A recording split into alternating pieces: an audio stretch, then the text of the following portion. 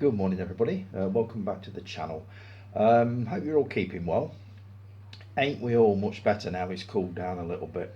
I know it's probably only temporary and the heat wave's going to hit us again at some point, but it is so nice to be a bit cooler. Straight into it. First off, Dave Oliver. Let's get all the shout outs done. Dave Oliver, Savage Zombie Reviews. Congratulations on 400 subscribers. Well done, mate. That is phenomenal. I think I'm stuck on about 72 or something like that at the moment, but it's not an issue for me. I mean, it's nice when I get new subscribers. I've not had a new one now for a couple of weeks, but I suppose it'll make it all the nicer when I do get a new one. But it's not really that much of an issue for me. I'm not looking to conquer the world or anything like that. So long as I've got my sort of hardcore fan base, hardcore little group of people that enjoy what I do, that's really all I'm bothered about. But 400 subscribers, mate, that is absolutely brilliant. Well done. Loved your review of Friday the 13th, by the way, and completely agreed with it. I had never thought for 1 second until you mentioned it that the fact that part 2 makes part 1 completely kind of redundant and not making any sense. Never even thought of it that way, never considered it until you mentioned it. So, yeah, I really enjoyed that one, mate, definitely. Looking forward to your review of part 3. I'm curious to know whether you're actually going to watch it in 3D, because it was actually released in 3D. And I think the tin steelbook kind of box set that I've got, I think you get a set of 3D glasses, and I believe that on the Blu-ray disc you've got both versions. You've got it in 2D and 3D, so I'd be curious to know which one you watched it in. I think the 3D effects back then were a little bit primitive. It was literally just things coming out of the screen like that at you. I can't remember any of them offhand because it's been a while since I've seen that one, but I could probably join you on that little journey actually, because it's been a while since I've watched the Friday the 13th sort of back to back. The only thing I would differ on is that I definitely prefer the original Friday the 13th. Now, whether that's because I saw that one at the cinema and then a year later saw Friday the 13th Part 2 also at the cinema, I'm not sure. But the sheer shock value of the first one right at the end, you never forget it the first time you see it, especially if it's in the cinema. So yeah, I would. That's the only bit I would disagree on. I think the first one was a cracking movie. Part 2 was brilliant. Don't get me wrong, and the soundtrack, as you say, the score was just phenomenal. But given the choice, if I had to make a choice, it would be the original first, Part 2 second. At the very least, they would be equal dibs on the first place. But I think they kind of went a little bit downhill from there. But I'll see what your reviews say, because your favourite is yet to come, and I'm really curious to know what that's going to be, which instalment it's going to be. I'm going to take a wild guess and say that your number one would be either Friday the 13th, the final chapter, or part 6, Jason Lives. I think it's either going to be one of those two, but I'll look forward to finding that one out for sure. But once again, mate, well done on 400 subscribers. That is absolutely brilliant. I've got a way to go before I get there, but I will get there eventually, I suppose. But at the moment, I'm happy with the way things are. So, Jason Kerr, loving the new vampire thread, mate. Dracula 3D, the Dario Argento movie. I'm really looking forward to watching this. You gave it a 2 out of 10, which is pretty bad. And I know I probably should be listening to what you're saying about how bad this movie is, but from everything you said about it, I really want to see it. So I've managed to get hold of a copy, and I'll be taking a look at that at some point. I did mention earlier in the week that I didn't think I'd seen any Dario Argento movies, but I have, I think, at some point seen Suspiria. I saw a clip of it earlier in the week on YouTube, and suddenly thought, I'm sure I've seen this. It's the one set in a hotel, isn't it? It's very brightly coloured, if I remember right. And I did buy a Blu-ray copy of Tenebrae not too long back, because I admitted on one of the forums that I've never ever seen an Italian horror film as such, apart from I think House by the Cemetery, and possibly, would you class Zombie Flesh Eaters as Italian? Because it was Lucio Fulci, wasn't it, that directed that? So, and I did happen to mention that, and somebody recommended Tenebrae to me, so I grabbed hold of a Blu-ray copy of that, which I haven't yet watched, but I will be taking that one in. But definitely I will be taking Dracula 3D in very, very soon, even though you did an absolutely rubbish job of selling it to me.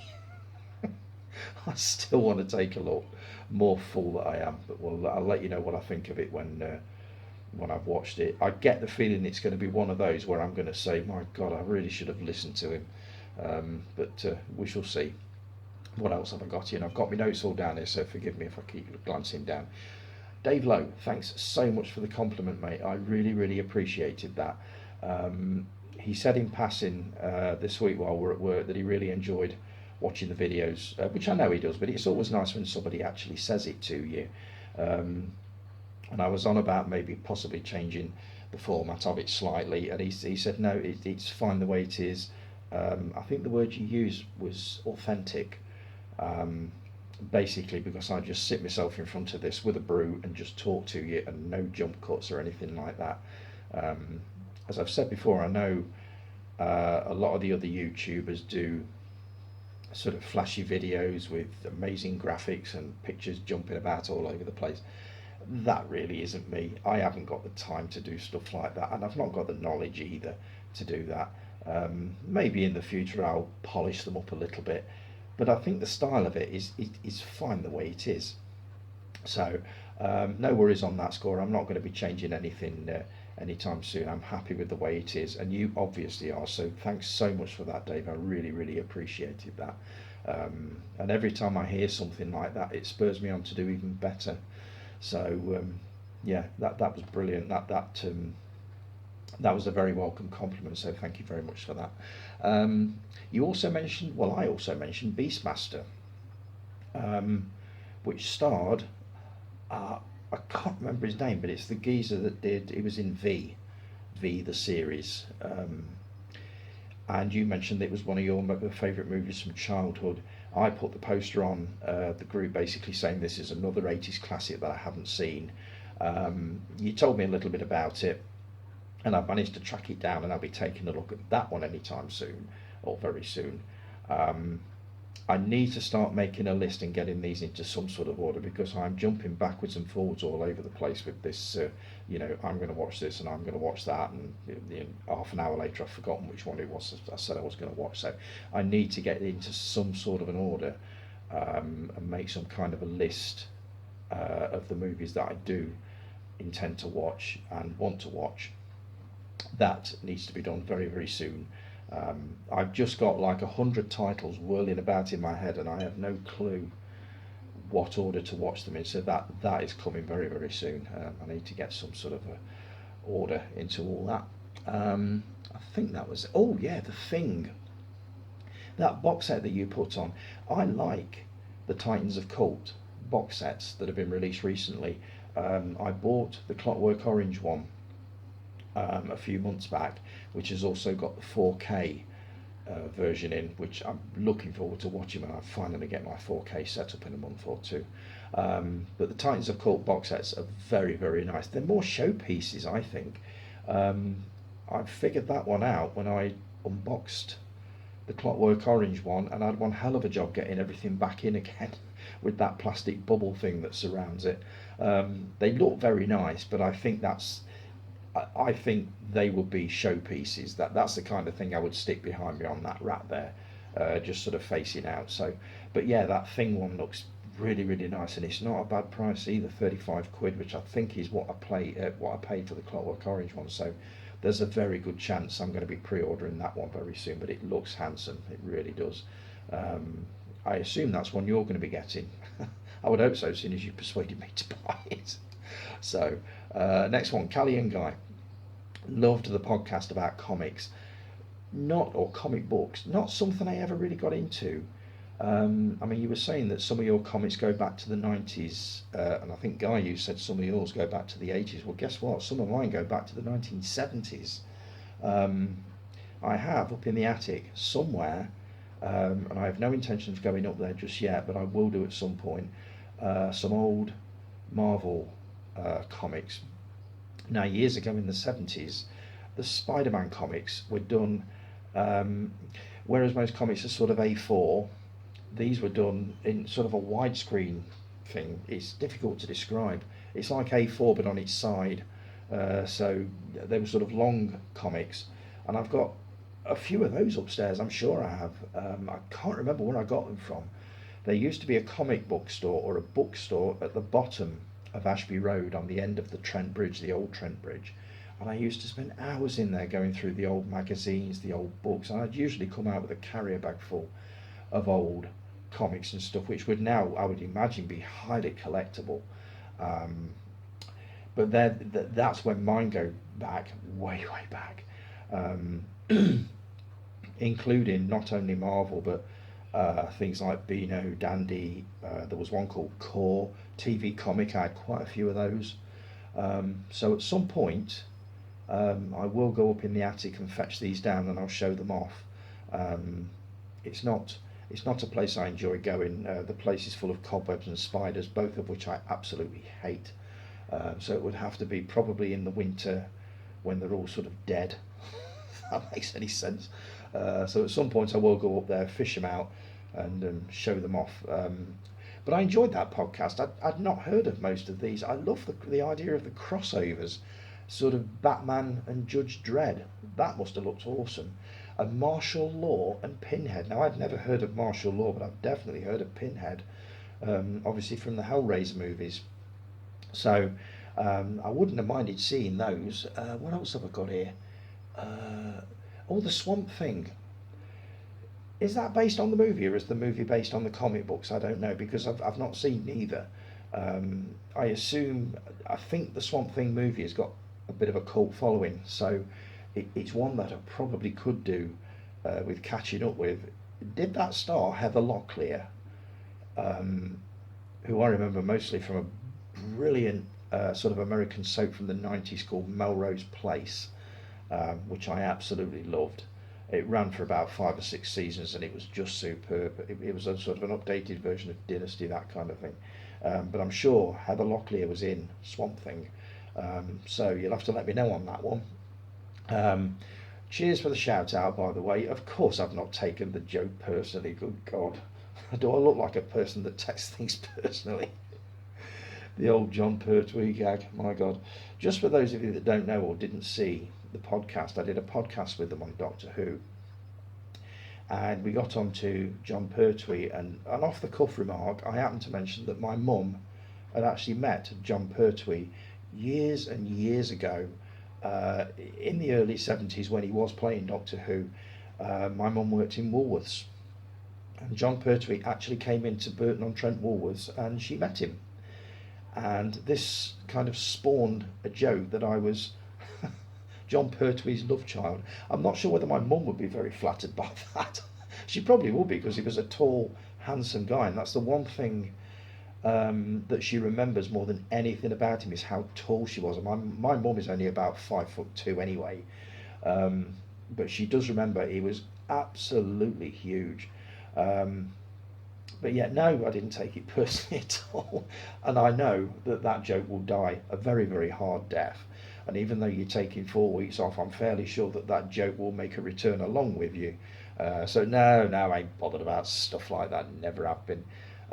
Guy, I'm looking forward to your mini reviews that you're going to be doing. You mentioned you were going to be doing some sort of mini film reviews in the sort of 4-week interim period. So I'm looking forward to seeing those, and to see what you're actually going to be watching. Let's see, what else have I got? Oh, new Retro Toy Zone. You mentioned maybe starting something called Retro Toy Zone.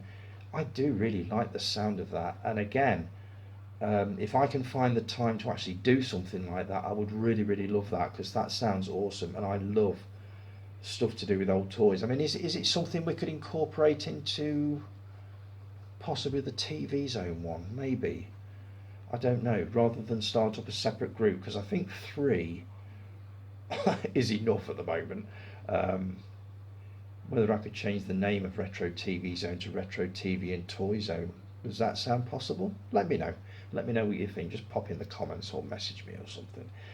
But I do like the idea of talking about old toys. Oh my God, I could go on about that one for hours. So yeah, let me know what you think of that. If I can change the name and just incorporate it into one of the others, I think that would be a lot easier to keep track of. But let's see what you think. Jason, just a quick follow-up on that comment you put up on the computer games. I think I started this.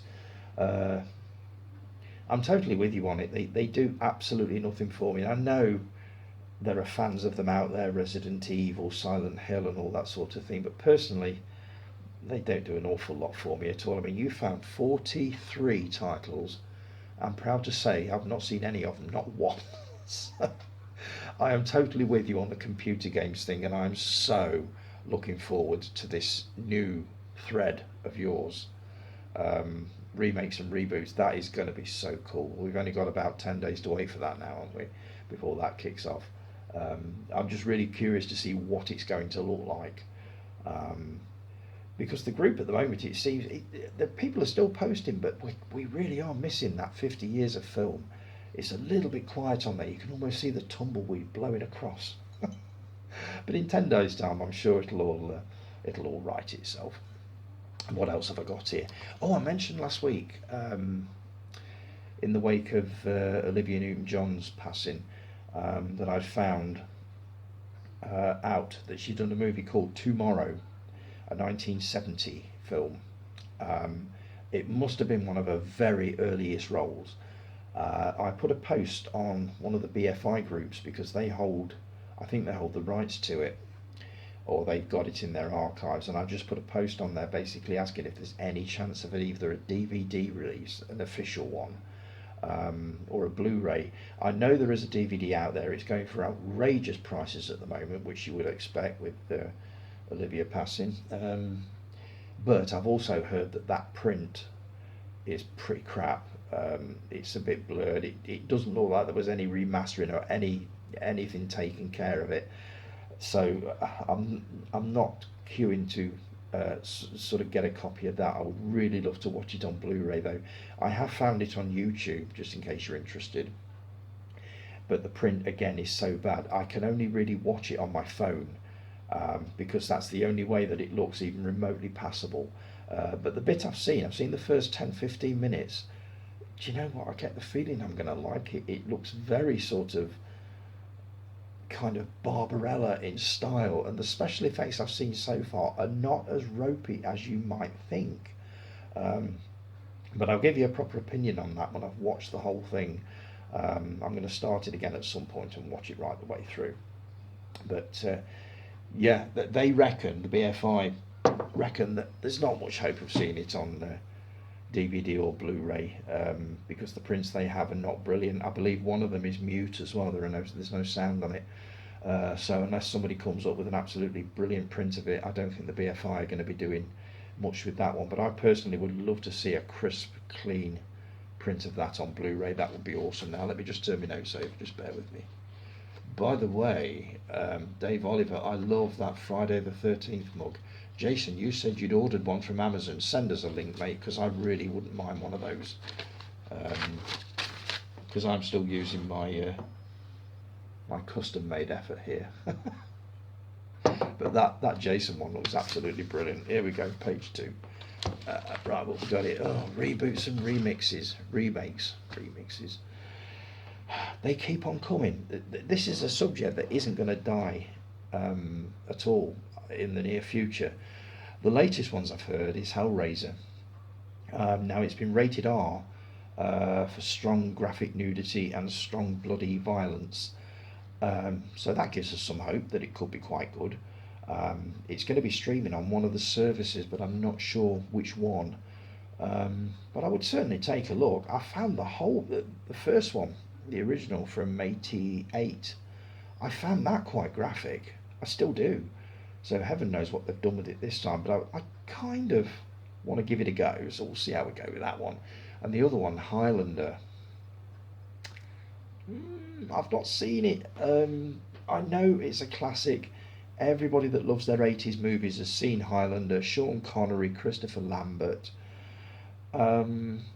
This new version is apparently going to star Henry Cavill, who's shortlisted to play Bond when he does finally make a comeback. Again, I don't know how to feel about this because I haven't seen the original, but I get the impression there aren't many people in favour of this one. I don't think you were in favour of it, Guy, from what you put. So again, not really sure. It's like the catchphrase for it was "there can be only one." Apparently not, because this is about the third or fourth instalment of it. So we'll see how we go. And again, back on the subject of Friday the 13th, somebody has put a post out there basically saying that wouldn't it be a good idea to set the reboot in the 1980s, which would basically take it right back to its roots, because the original was released in 80. I believe Friday the 13th Part 2 came out in 81. Both were absolutely brilliant. Now, they've done a lot of sort of movies and programs just recently which are set in the 80s, and they all go down really, really well. Stranger Things is the one that sticks out for me. I'm only 6 episodes in, but I'm loving the nostalgia value of that one. And also there are some movies called Fear Street on Netflix, which I haven't seen, but I really, really want to take a look at, and they're apparently set in the 80s, and they really look the part. So maybe if they want to do something original, well, it wouldn't be original now, but fairly original, with a reboot of Friday the 13th, let's take it right back to its basics and set it in the 1980s. That I would love to see. And I know my opinion changes from week to week on this remakes and reboots thing.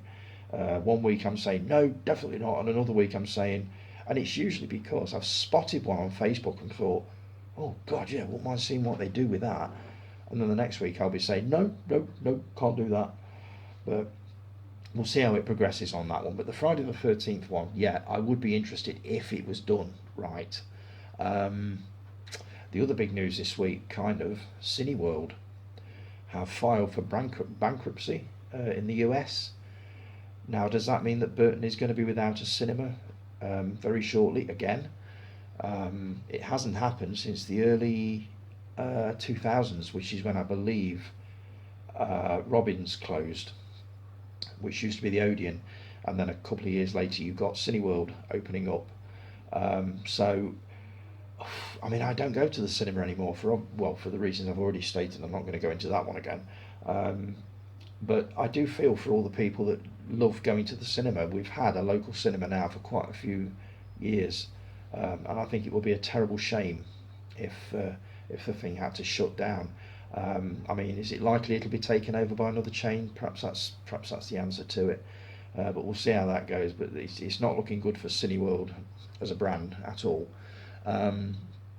Chris, you did quite a long reply to my video. Chris Eukin, I do apologise, mate, for not replying to it, so I'll do it now. First off, Will Smith. I do kind of agree with you, and I do. I know I said last week that it's unforgivable and this, that and the other, but I can't help feeling, me included, that we're all getting our knickers in a twist over this for no bloody reason whatsoever. It was an incident, it shouldn't have happened, but forgive and forget and all that. But I don't know how I feel about it anymore. It changes from week to week with me. It definitely shouldn't have happened. It was a difficult thing to watch. It was an awkward thing to watch. The aftermath of it was just incredible. But maybe it is time to just put it all behind us. The Oscar board won't do that. They've banned him for 10 years, but I think everybody now has got to move on with it. But I absolutely don't agree with what he did, as I'm sure you don't. The other thing is confirming that 4K discs are region free. That is brilliant news for me, because it means now that when I'm shopping on Amazon.com, which does happen every now and then, I can actually order 4K discs from the US. Here comes the dog. She's going to start barking any minute. Here it comes. Oh, okay. No. Where was that? 4K discs. Yes. So really looking forward to having the whole of the US market at my disposal for this. I will buy one to start with and see how it works, but I trust you on this one, Chris. If you say the region free, the region free. And you also like the idea of me choosing one movie from each top 10 every week and taking a look at it. I'm starting that off very, very shortly. I did, whose was it? Was it Scott Anders last week? I think recommended, well, it was on his list, Hacksaw Ridge. I'm going to be taking a look at that one. Will's, I'm going to be taking a look at The Northman and also Free State of Jones. I'm doing your list very shortly, by the way. I'm not sure which one I'm going to pick off that because I've seen most of them, but we'll have a look in a bit. What else have I got here? The first update for the website. I know you're looking forward to it. It will be going on very shortly. I've written 2, but I just need to put the final touches to it. A review of the classic Savage Western Soldier Blue for one. I really need to work on that one. And also a bit of a retrospective on how Greece gripped the UK when it first came out, and the world for that matter. That's in its early stages at the moment, but very shortly I will be popping that one on. And obviously I'll be sticking that on the Facebook group. Let's see. The video I did on the 7th of August. What happened? It's got 85 views. It's shot way above. Normally they average about somewhere between 30 and 50. This one's shot up to 85. What on earth did I do on that one that I've not done on the others? I'm curious. There goes the dog. If you can figure it out or you know why that would be, let me know because I'm very, very curious. I don't think I did anything different on that one. And I have kind of watched bits of it back. But for some reason that one shot way up above and beyond. 85 views. I was quite impressed with that. But I have no idea why. So, there was another stupid example of wokery this week. Thomas Hardy novels. These things are over 100 years old. They are now thinking of putting a warning on them to shield people from rural violence. I don't want to get into this because we're coming up to 30 minutes and I haven't got time. But I mean, just to piss the wokes off, I would really, really love for primetime TV to do a Saturday night double bill of Blazing Saddles and Love Thy Neighbour back to back, starting at 9 o'clock. See how they like that. I need to do a review of both of those, but I've got to be very, very careful what I say with that one. I shouldn't have to be very careful about what I say, but I have got to be. But I think that would be an absolutely peachy idea, ITV, if you're watching. There's another couple I need to get through very, very quickly here. I might have to go into part 2 actually with this. Quentin Tarantino has started a new podcast and I'm loving it. It's called Video Archive.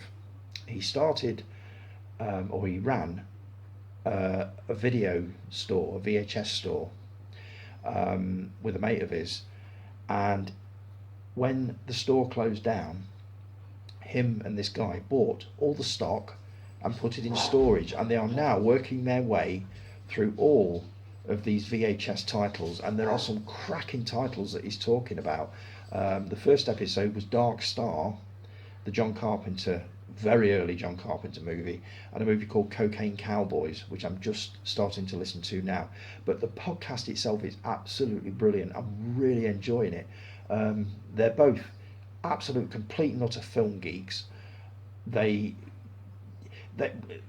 effect they're going for, and they've said this, is that they want it to be like they are still running the video store when people used to come in and used just to stand for hours talking about movies, and that is how they want to get it across, and it is doing a brilliant job. I really, really enjoyed the first episode.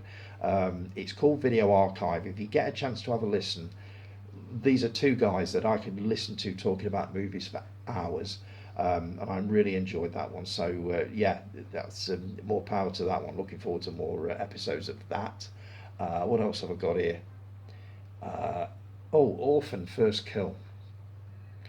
I didn't enjoy the first one for obvious reasons. I thought it was cruel. I thought it was horrible. It was just too intense for me. The arm in the vice, need I say any more? A couple of people, Nicole and Nath, have been to see Orphan First Kill at the cinema. Jason has seen it on streaming, I assume. Not overly impressed, either of them. In fact, Nick's reply, I haven't got my phone with me at the moment because it's on there, but basically said it's complete and utter crap and nothing happens. So, and Jason weren't that impressed either. So we'll see what the other reviews say of that, and whether I actually give it a go is another matter. If it's as intense as the first one, I think I'm going to give it a miss, but we'll see. So right, I'm going to end it here before this thing clicks off. I will be back in part 2 in a few seconds. Talk to you in a minute. Ta-da.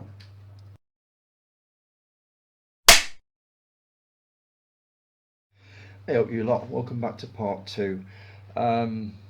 My god, didn't I off steam through that last bit. I had this massive list of stuff that I needed to cover, and I'm constantly watching the clock on the camera, basically creeping towards the 30-minute mark, which is when I have to stop it, take off the video that I've just recorded and pop it onto another hard drive, because obviously the phone hasn't got much of a sort of a storage capacity, and I could almost sense myself getting faster and faster and faster from about the 20-minute mark. I kept thinking, for Christ's sake, slow down. You've got a part 2, you can fit it all into that one. But I really need to get to grips with that camcorder. My problem with it at the moment, or well, when I first unboxed it, is that I couldn't get the memory card that I purchased with it to stay in, and it kept coming up on the screen as memory card error. So I need to solve that one before I can do anything on it. But it would be so much easier if I could just start it recording and not be constantly watching the clock. I could basically chat to you at a leisurely pace, like I'm doing now, instead of the the speed of a freight train, which is what I was doing a few minutes ago. But what I'll do is I'll probably do a short video at some point of me trying to put this thing in and show you the actual error message, and maybe you'll be able to tell me exactly what it is I'm doing wrong. I think, Chris, you'd probably be the right person for this, because you're quite technically minded, aren't you? Unlike me. But I'll do that maybe later on, and maybe somebody can solve that for me. Then I can stop using this phone and have to keep stopping the video sort of 30 minutes in, taking the video off and then starting all over again. You kind of lose momentum a bit, but to be honest, I did need to slow down a bit, so it gave me an excuse to do that. The one thing I didn't manage to get to do on part 1 is a story that I heard on Kermode and Mayo's podcast this week. Now, it's being run by a couple of other people while they're on holiday, and they were talking, or they've started a thread on accidental screenings of movies, as in you go to see one film and they accidentally screen another completely sort of inappropriate film. And they mentioned a story this week which I thought was absolutely hysterical. It wasn't set in a cinema, it was set in a school, and this particular class of sort of 13-14-year-olds had done a whole term on sort of witchcraft in Britain and Europe, history of witchcraft, all that sort of thing. And do you remember the days when they used to wheel the TV in on a great big tall sort of stand, and you'd be able to watch like schools programs and stuff like that? This is going back a few years. And what this teacher had managed to get hold of via a friend was a documentary on the Salem witch trials, which was perfect for what they were studying. And he'd also managed to get a copy of Ken Russell's The Devils, which he'd never heard of, but his friend assured him that it would definitely get the message across about witchcraft and stuff like that. Now, for those of you that are not familiar with Ken Russell's The Devils, it is one of the most violent, controversial, sexually explicit movies ever made. It is still nasty stuff now. It really, really is. It's not banned. You can still get it, but apparently Warner Brothers hold the rights to it, and they will not release it under any circumstances. Mark Kermode has been trying for years to get them to just basically let the movie go and release it in a director's cut on Blu-ray and this, that and the other, but they will not have it. Not due to the violence or the sexual explicitness, it's all due to the religious overtones. It's basically as blasphemous as you could possibly get. But this teacher had managed to get hold of this completely inappropriate movie for this group of school kids. He put the Salem witch trials on, sat with them and watched that, very entertaining. And then he said he was going to disappear for a bit, but he was going to leave them with a classic movie from 1971 called The Devils, directed by Ken Russell. And the first he knew of what had happened, was when a couple of the pupils basically knocked on the door of the staff room and basically said, "Have you got any idea what we're watching in there?" And he came in, and it was absolutely horrifying. Obviously, he took it off straight away. But that is about as inappropriate as you could possibly get, showing a group of school kids a movie like The Devils, which I could pretty much do a video on all on its own. It is a truly shocking film, without a doubt. So yeah, I'll have to do that one sometime. I keep meaning to start a kind of a season of controversial movies that cause problems with the censors, and there have been quite a few. And that would definitely be near the top of the list if I ever decide to embark on that one. So, right, this week's top 10. I'm doing Chris's top 10 this week, Chris Eukin. Now, I assume these are in no particular order because I look at them and I think, oh, that one should be further up the list, or maybe that one should be there, but we'll see. I'll do these in reverse order. Number 10, Top Gun Maverick. I get the feeling this one should have been right near the top, but maybe we'll see. I haven't seen it. Obviously, it's out at cinemas at the moment. It's due out on 4K in, I believe, late October. So I will be taking a look at that, and I think it's one that I will buy on 4K because I've heard it is visually stunning. It's well on its way to becoming the highest grossing movie ever, I think. The money it's making is just absolutely ridiculous, but it's doing so well at the box office. It is still doing the rounds now. I watched the first Top Gun for the first time only a few weeks ago and thoroughly enjoyed it, absolutely thoroughly enjoyed it, so I'm really looking forward to getting to grips with Top Gun Maverick. Number 9, Drop Dead Fred. Saw this one ages and ages ago. Rick Mayall comedy with I can't remember the name of the girl that's in it. Can't remember. It was very Young Ones bottom type humour for an American market. I remember really enjoying this one, but I don't think it did critically well. I don't know why, but I don't think it did. But it's a good choice, that one. Number 8, The Warriors. Total and utter classic. I have a version of this on Blu-ray, which I believe is a kind of a director's cut. Now, the original version was just a standard story. The director's cut is, it's hard to describe it. It's shaped, it's done like a kind of a comic book, whereas the scene will, at the end of a scene, it will like turn over a page. I didn't like it. I wasn't keen on it at all. The film itself is absolutely brilliant, and you can't get, I don't think, on Blu-ray anyway, the original version, but it is absolutely crying out for a Blu-ray original version cut, without a doubt. It is a classic movie, absolutely brilliant. I did a review on the website quite a while ago, which I might republish on Facebook. But yeah, that's a brilliant choice. I think I'd have put that one higher on the list as well. Number 7, Labyrinth. Again, saw this a long time ago. Jennifer Connelly and David Bowie as the Goblin King. Goblin King. It's not funny at all, is it? I thought it was really good. I found it a little bit confusing. Wasn't it to do with a baby being snatched by Bowie, and she has to go and rescue it from this weird land? I haven't seen it for many, many years. I think the last time I saw this would have been on VHS. That shows how long ago it was. So that's one that I really do need to catch up with. 6, Over the Top. This is the only movie on the list that I definitely haven't seen. I know it's a Stallone vehicle. I know it's set in the world of arm wrestling, truck drivers and arm wrestling. Never seen it, so I can't comment on that one. I would imagine it's typical Stallone, entertaining, fairly violent. I don't know. Um, Number 5, Stand By Me.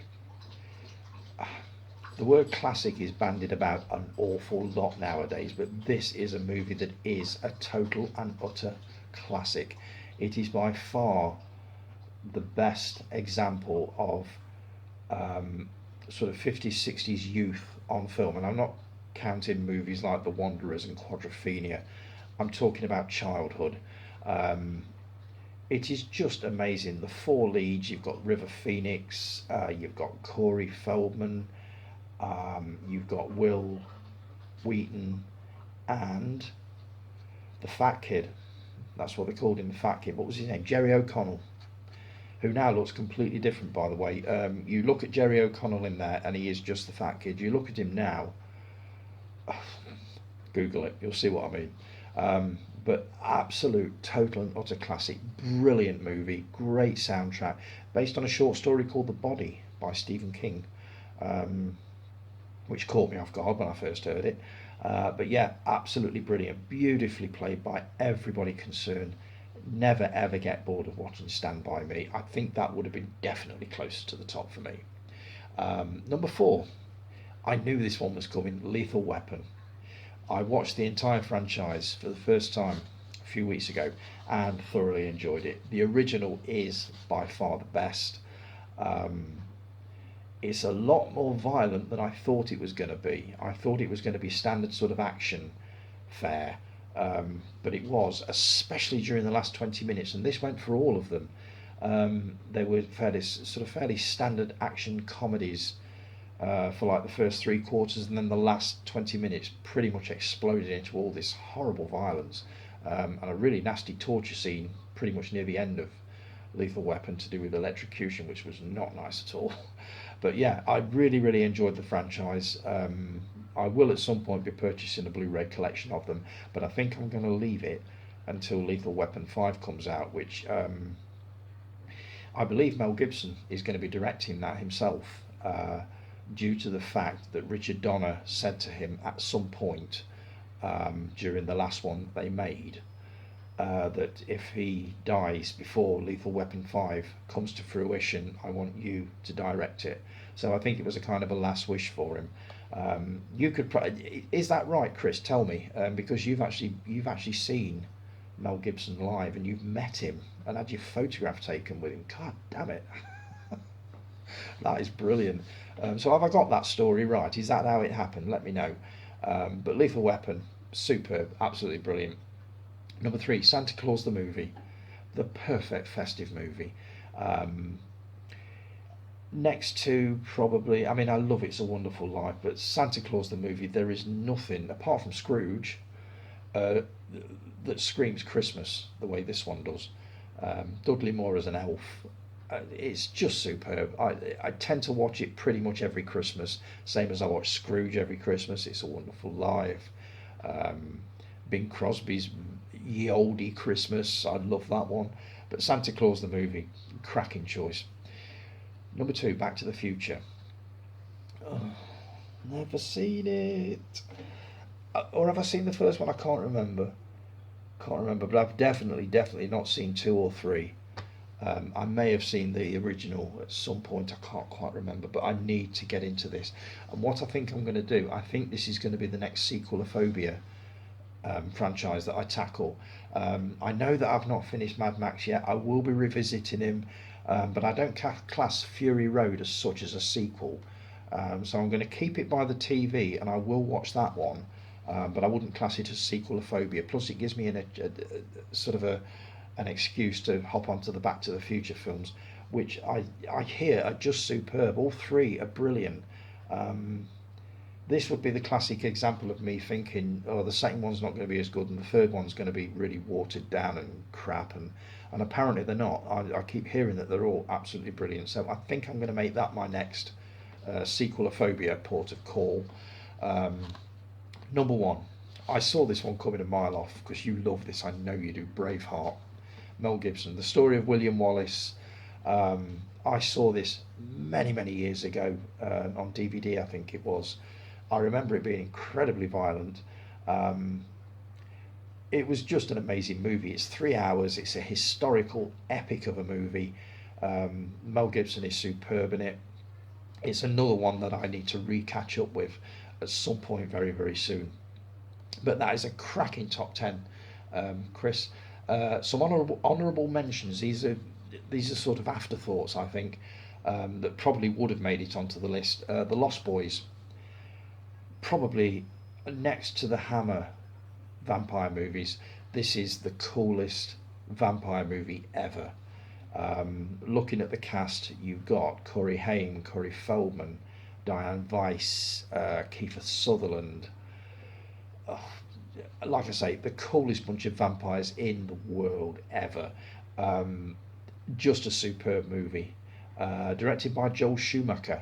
Is that who did the Joel Schumacher?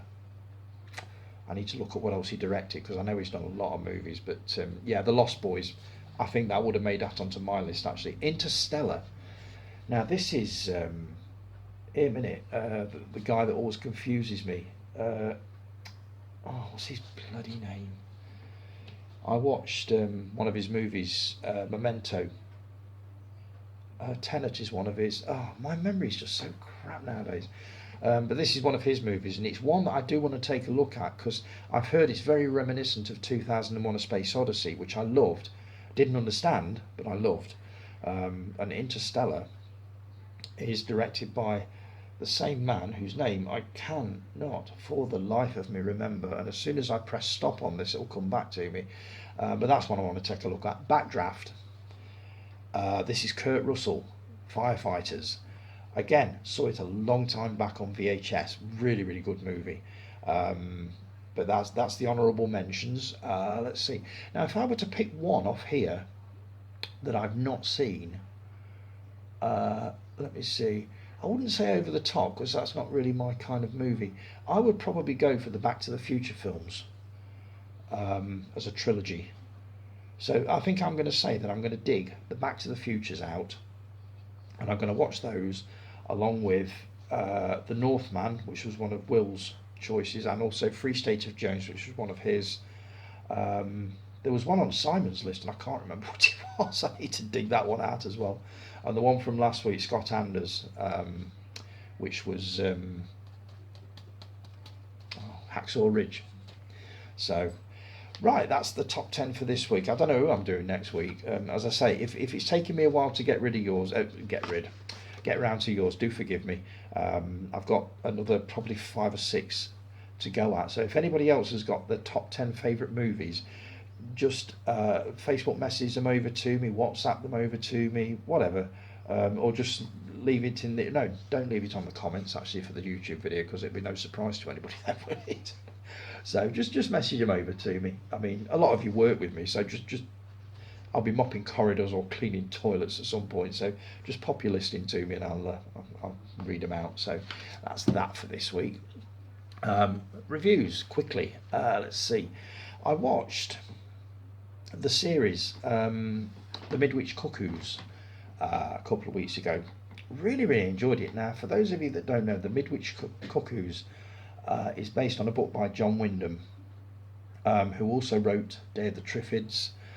There was a movie version of this in the 1960s, the early 1960s, a black and white horror movie that is just iconic. You only have to look at the kids with the bright white eyes and the blonde hair. It looks stunning and it is as creepy as hell. And I'm pleased to say that the series, The Midwich Cuckoos, which stars Max Beasley and a woman whose name I can't remember, The Midwich Cuckoos is absolutely superb. It retains that creepy atmosphere. The story is basically the same but updated. My only criticism is one that I can't actually voice because it will give the ending away. But if you get the chance to watch it, I would definitely recommend it. It's 6-hour-long episodes. I believe it's on Sky Max at the moment. But it's definitely well worth a watch. I'm not sure it matches up to the movie version from the 60s because I grew up with that. But as a successor, as a remake or a reboot, it's worthy of it. It's got the creepy atmosphere. The kids are just awful, horrible. Um, and I think the gore and the violence is enough to keep most gore hounds happy. It's not over the top. I wasn't doing too much of this or fingers in ears or anything like that. But yeah, if you get a chance to watch the Midweek Cuckoos, definitely recommend it. The next one I watched was one called Fresh. Now, this was recommended to me by a colleague at work. I went into this virtually completely blind. She did roughly explain what it was about a few weeks ago when she first brought it up, but I'd completely forgotten about it. So I went into this completely blind. It begins as what looks like a rom-com, and then also it starts as a rom-com. The titles don't actually begin until 30 minutes into it, which is when the whole thing takes the darkest possible turn. I can only say that this is to do basically with the perils of internet dating, using apps and stuff like that. It's a horrifying film. As I say, for the first half an hour, you're lured into this false sense of security, whereas it just looks like a rom-com. You've got a lady who's meeting various guys who turn out to be absolute complete not just scumbags. And then she meets this absolutely charming fella who sweeps her off her feet. And then 30 minutes in, as I say, it takes the darkest possible turn. And it continues to take those darkest possible turns all the way through it, right through to the end. It's easily one of the most shocking movies I've seen for quite a while. There was a lot of this going off and a lot of this going off in this one. It's a cracking movie. It's really well done. I would highly recommend it, but I would say you need a strong stomach, mostly for the subject matter, not just the gore, but the actual subject matter, which is really sort of, it's as dark as it gets. But if you want to watch something that is completely different from anything that you've seen before, I would definitely recommend that. It's called Fresh, and I believe it's streaming on Disney Plus at the moment. But yeah, really, really good. But brace yourself, it's not what you think it's going to be. It certainly wasn't what I thought it was going to be. It caught me completely off guard. But yeah, highly recommended if you've got a strong stomach. Next one, I watched this one late last night, Freedom Uncut. Now, George Michael directed his own documentary not long before he died, basically, which takes you from his days with Wham right the way through his solo career, the court case with Sony. Absolutely brilliant. I'm not the biggest George Michael fan. I do like some of his music, but I wouldn't class myself as a true fan. But this it's helped me to gain a new healthy respect for him. He went through so much, but the documentary itself, it's well put together. The soundtrack is awesome. It is just brilliant. There are loads of talking heads on there. A lot of the people that he's worked with, Elton John, Stevie Wonder, Whitney Houston, all that kind of thing. But if you get the chance to watch it, it is absolutely superb. I believe it started live as a documentary on Channel 4, and what they've done is they've put a load more footage in and basically uncut it. I think bits of it was censored, not for anything particularly serious. I think some of the language in there was a bit sort of right, but I can't think of any other reason why they would have cut it. But if you get a chance, it's called Freedom Uncut. And you will, I think you would see George Michael in a whole new light, because I have. I'm very tempted to order a couple of his CDs actually on the back of this. So yeah, I would definitely recommend that. Called Freedom Uncut. What else have I got here? Bin it or keep it for this week. This is a quick one. Psychomania. Now, I haven't seen this for ages. I remember enjoying it the first time round, probably a couple of years ago. But I gave it another run last night, thinking that, am I going to find it as it is? It's absolutely brilliant. It's funny. It's horrifying. It is just typical 70s, early 70s horror, from the likes of Amicus, that kind of thing. I did a review of this one on the website quite a while ago, so I'll probably republish that one as well. I've got to remember all this, by the way, to republish all these things. But Psychomania, absolutely brilliant. Stars Nicky Henson, who was also in Witchfinder General with Vincent Price. And if for nothing else, watch it for the biker's funeral scene. It is absolutely brilliant, hysterical. I won't go into it now. Watch it and see what you think. That's called Psychomania, made in 1971, that one. And a couple of new film magazines through. I haven't had this for quite a while, so I thought I'd grab a couple of copies. Filmhounds. And the reason I like it's great for just transporting around. It's a small format magazine, and it's, oh god, here we go. Oh, this is rubbish how I do this. There you go. Look, it's just reviews. It is like a film review magazine, but just a lot smaller. And I also got that one because it had got an article on Close Encounters. A look at the classic at 45. Couldn't resist that. The books of the week are these two that I got. Now, I love these kind of books, as you know. First one is called You're Not Old Enough, Son. And this is basically a collection of sort of anecdotes from a guy that grew up in the sort of the 50s, 60s and 70s, and the movies that he saw at the cinema and on TV during that time. And it's very well illustrated. This is a lovely book. Again, can't wait to get into that one. It's the kind of thing that I could read cover to cover, but that would take a while. And obviously it had a companion piece which I had to have. You Are Old Enough, Son. This is movies from 71 to 2005, and it's basically, it's not quite as thick. It's basically the same sort of thing as that one, but it's obviously movies from the last part of his life sort of thing, so I'm looking forward to reading that. What have I bought this week apart from them?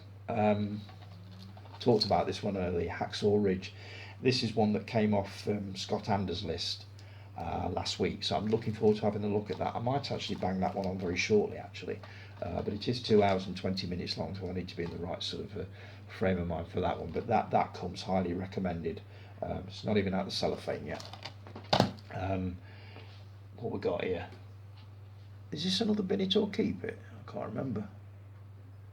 This is another Bin It or Keep It. For some reason I bought two. Well, I might as well show you now. Sex, Drugs and Rock and Roll.